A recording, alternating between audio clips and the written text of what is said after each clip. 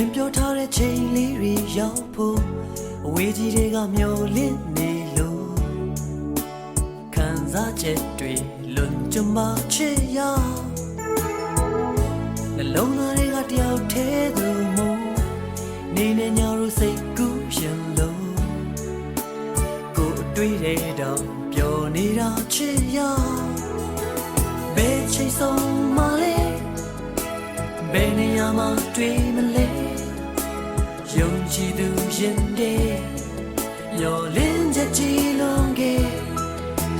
ဘယ်နေရာမှာတွေ့မလဲဘယ်ချိန်ဆုံးမလဲမရေရပင်မဲလေမျောလင်းချက်များကြီး